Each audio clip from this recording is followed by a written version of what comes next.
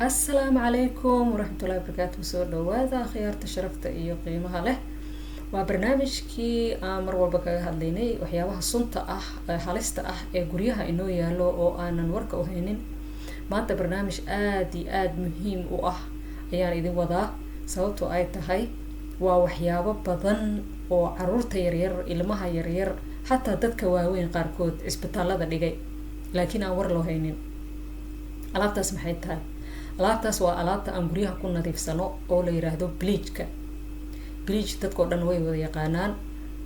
bleachka waa alaabtan aan cleaninka aan ku isticmaalno ama guryaha aan ku nadiifsano oo wasaqda goysa, xataa dadka qaarkood ay dharka ku dhaqdaan. ha laga digtoonaado, alaabtaas aad iyo aad bay danger u tahay. guri kastoo Soomaaliyeedna way taalaa.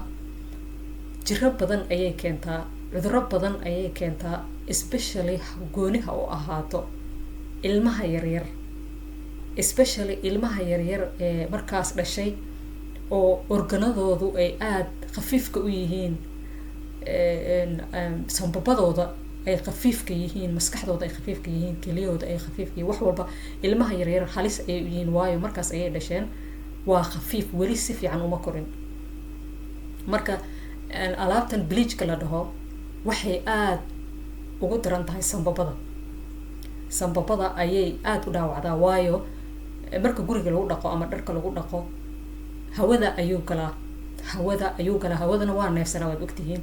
marka hawada hadduu galo oo aad neefsato, meesha ugu horeyso uu kaa galo waa sanbabadana waa khafiif. bani aadanka sanbabada waa inay mar walba ay qoynaadaan, qoyaan ayuu u baahan yahay sanbabada, ama meesha ay neeftu marto way qoyan tahay.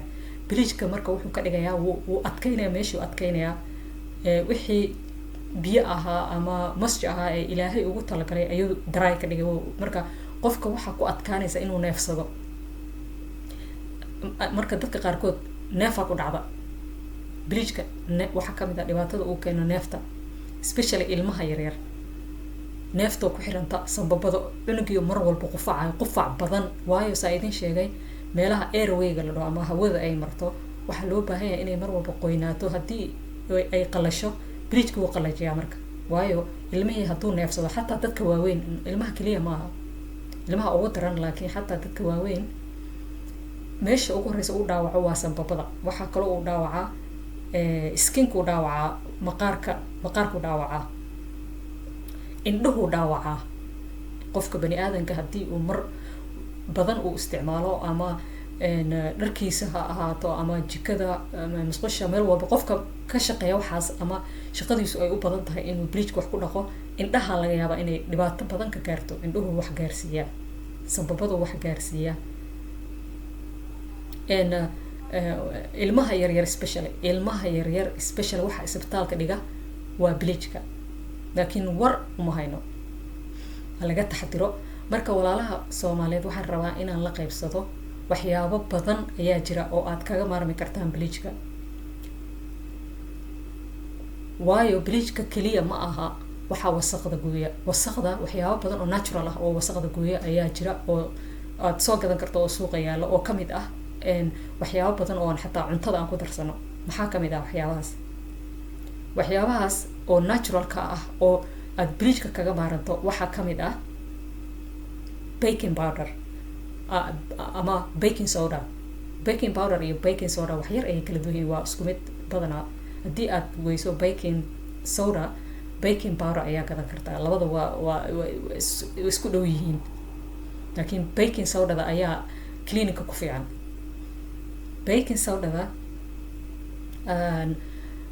intaad qasto ayaad sidii bleachka oo kale aad u isticmaalaysaa. aad bay wasaqda u dhaqdaa. dharka xataa waa lagu dhaqdaa. waxaa kaloo lagu dhaqdaa meelaha musqulaha lagu dhaqdaa, alaabta lagu dhaqdaa, jikada topka meesha kore ayaa lagu dhaqdaa. waxyaabaha is leedahay ama digsiyada oo kale oo wasaqdu ay gaartay oo ku adkaatay, aad buu u gooyaa baking powder ama baking soda. aad bay wasaqda u goysaa. marka walaalayaal waxaan kala digtoonaada. waxaa kaloo isticmaali kartiin baking soda haddaad weydaan, ama waxaa kaloo isticmaali kartaan vinegar ama khalka cad, white vinegar ku qoran. khalka cad aad buu isagana clinic ugu fiican yahay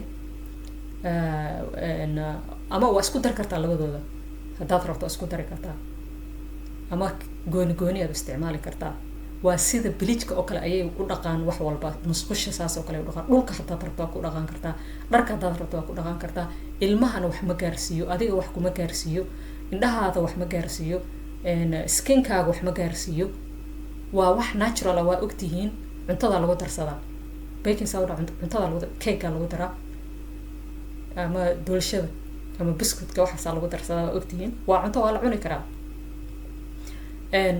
vinegar saas oo kale ama khalka white vinegar waa saas oo kale biyaha lagu darsadaa waa la cabaa dadka qaarkiis aan salaatada ku darsadaan ama saladka marka waa wax natural ah oo aad isticmaali karto oo haddana aad kaga maarmi karto waxyaabahaas halista ah ee dhibaatada weyn maanta Soomaalida ku haya ee dad badan uu ku hayo insha Allah intaas aan kusoo gabagabeynaya maanta intaas idin la qaybsanaya walaalayaal ka digtoonaada la qaybso walaalahaaga si ay iyaguna uga faa'iideystaan insha Allah waa iyo next video assalamu alaykum